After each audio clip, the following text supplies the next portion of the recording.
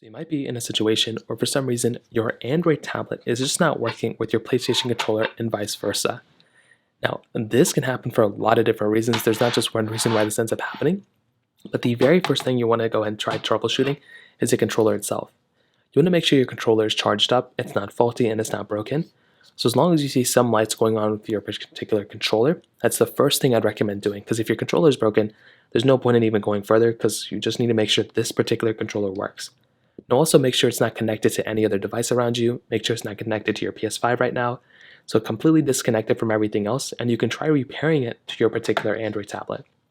Now in your Android tablet, the first thing you want to do is see and double check if it's actually paired up within your settings. So before you start playing your game or whatever, you want to make your way over to your Bluetooth settings of your particular tablet. So tap into your connections and then Bluetooth tablet. And then you want to go and just make sure that this particular thing shows up on this particular tablet.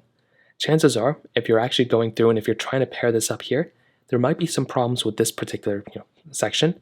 So under Bluetooth, just make sure it's paired up. If it's not paired up, then that's basically going to be the problem. You kind of have to make sure this particular controller is paired up to your tablet. That's the first thing I'd recommend doing outside of that.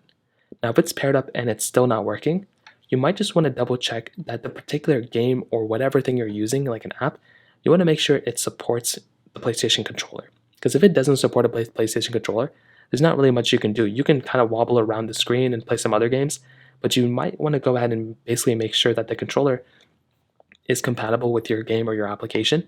But on top of all of that, if it is compatible, you may sometimes have to map the controller to that particular game. So if you have the PlayStation controller in, sometimes you have to go into settings.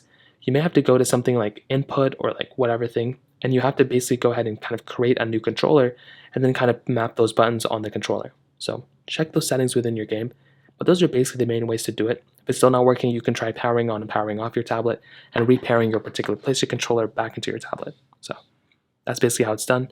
If you have any other thoughts or questions, please let me know in the comment section below. Hit the like button, that would mean so much, but definitely hit that subscribe button. More importantly than everything else, I love every single one of you guys. Hopefully I'll catch you guys in the next video.